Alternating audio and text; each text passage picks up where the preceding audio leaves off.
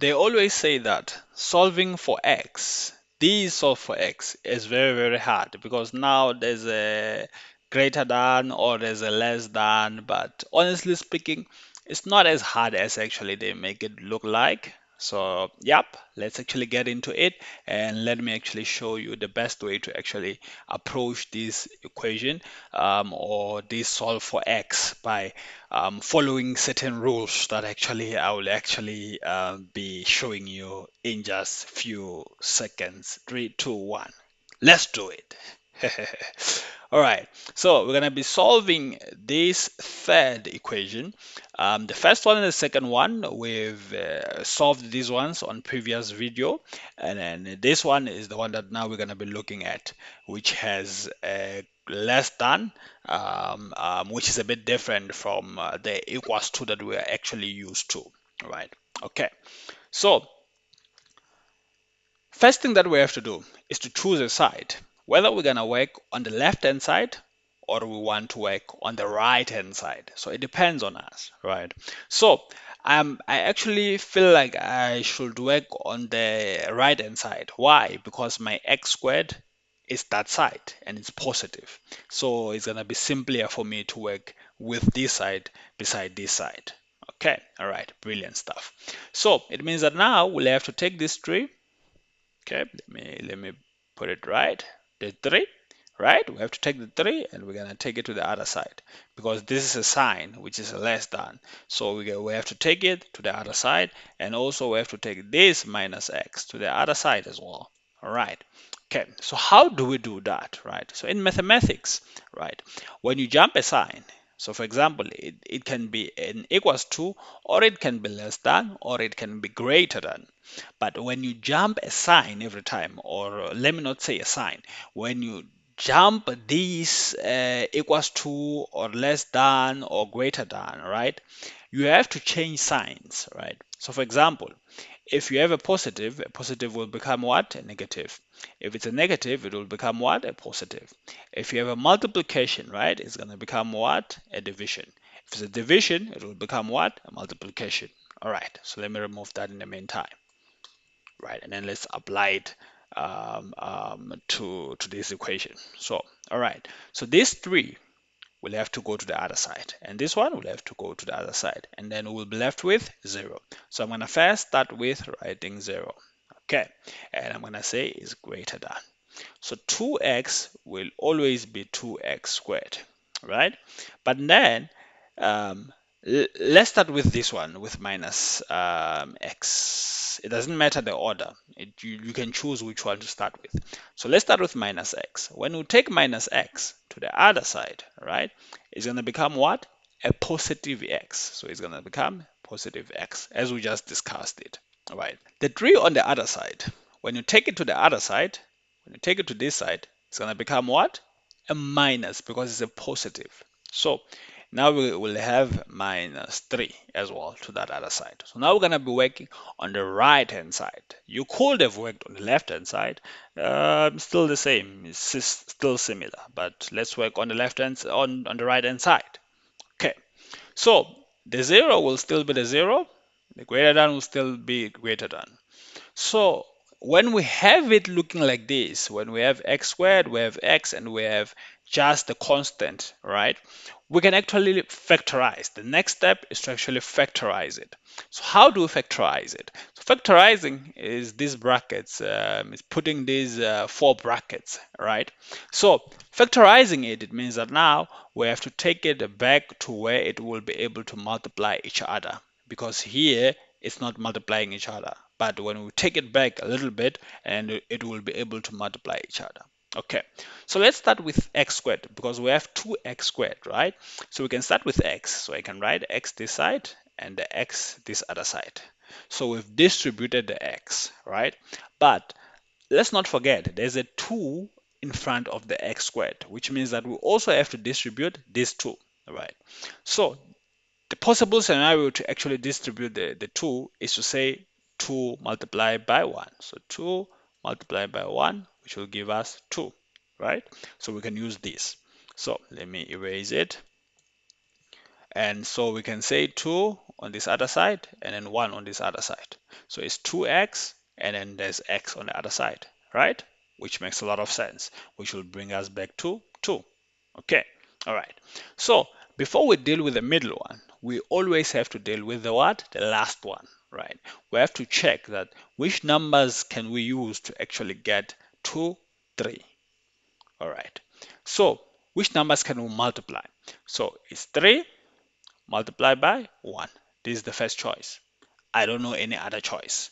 You can only multiply 3 and 1 to get 3. Okay, or 1 multiplied by 3 to get 3, right? Or the one or the other way around, but this is our best case scenario. All right, okay. So now we want to look on this one now, because now we've identified the two numbers that actually we can multiply to get the last number, which is the minus 3. So now we have to look at the middle term, which is the plus x. So plus x, it just means plus 1, right? So we want something that's going to bring us back to 1. Okay, so if you look at this one, if we take 3 and we add 1, we're going to have 4, okay, which is not 1. If we take 3 and we minus 1, we're going to have what? 2, which is also not 1. So it means that we can't be able to actually get 1 by just using these two. But there's one thing that we actually just forgot, right? Or maybe something that actually we haven't looked at, right? We have these two. So this two, right? Because this two is part of our equation, it's a part of the x, right? So this two, we can we have to actually factor it in, because the two actually will be used to calculate this x, right? So the two, if you take the two and you multiply any of these ones, right, are you gonna be able to get 1? Okay, so for example, let's say 2. I'm gonna put 2 somewhere here. So let's say 2, and then we multiply it with 1. If we multiply it with 1, it's gonna become what? 2. So this will become 2, right? So now let's bring back the 3. So the 3 and the 2, if we actually say 3 and we minus 2, we're gonna get 1. Do you agree with me? Isn't it? If we say 2 minus 3, then we're gonna have minus 1, right? So now we have to look on this one, on the middle one, that is this a positive or a negative. So we have a positive x, which means that this is what? This is a positive, right? Which means that now we have to make sure that the 3 has a positive and the 2 has a negative. So the 3 has a negative and the 2 has a positive. Right. So these are the two things that we're going to use. But don't forget that this 2, we got the 2 by multiplying it with the 1. So let's start by putting 3 and the 1, because this 3 and the 1 will give us this 3, right? And now we must check the signs, right? If you can see, when you're multiplying, it starts from 2x. So you say 2x multiply by x, which is going to give you 2x squared. And you say 2x multiplied by 1, right? So 2x multiplied by 1 is the same as what we did here. We said 1, when you multiply 2 with 1, you're going to get 2.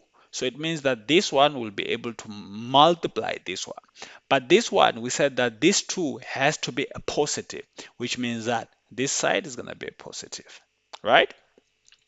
And we said to get, no man, it's the other way around. Sorry. This is a positive and this is a negative. Sorry. Because we'll get negative 1.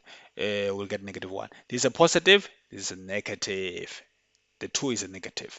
So it means that, let's go back a little bit. So it means that this cannot be, because this is a positive, this is a negative. So it means this one cannot be a positive. It has to be a what? A negative. Why? Because we need negative 2.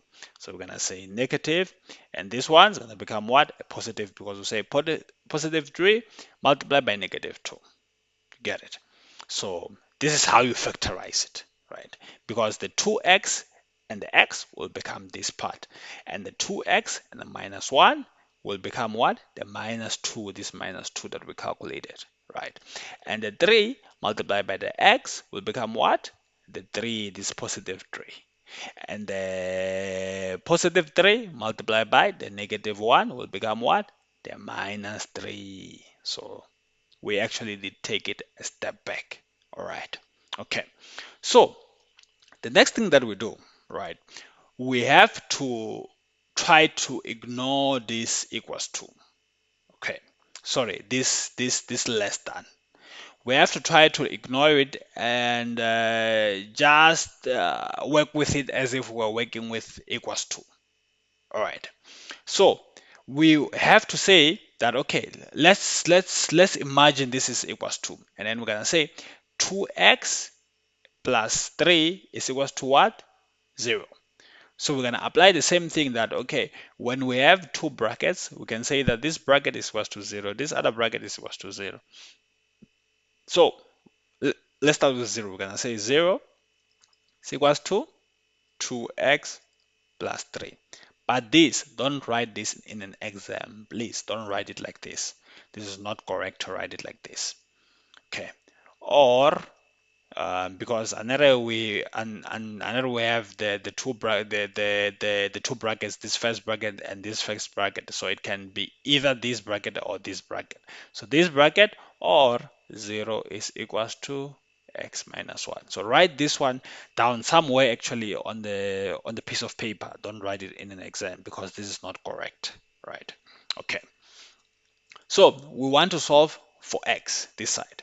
So we're gonna take this minus 3, so sorry, this positive 3, bring it to the other side. When you bring it to the other side, what's gonna happen? It's gonna change the sign. It's gonna say minus 3. Where are you? 3, 3. Okay, minus 3 is equals to 2x. Or on this side, we are also solving for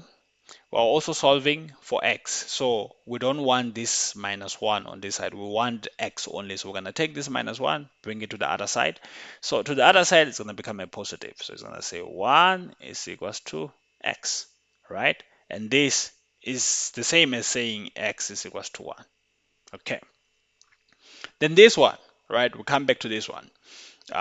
So this is the answer for the first one, and then let's try to solve for this one.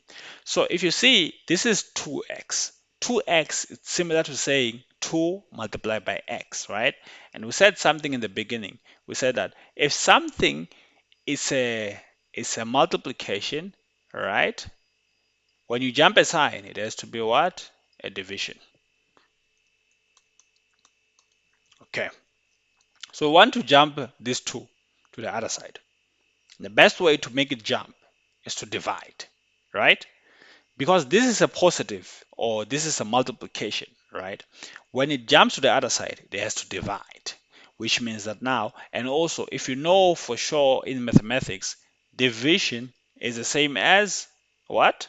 Is the same as, okay, so it's the same as like putting something under the line, right? Because this is the line. So there's something and you put something under the line. So it means that now this minus 3, because this 2 is going to come this side and it will become a division. It's going to say minus 3 divided by what? 2. So it's that thing of dot and then this and then dot. So this is the one, and then the one that we divide by is this one. Okay, brilliant stuff. So this minus 3 divided by 2 is equals to what? X.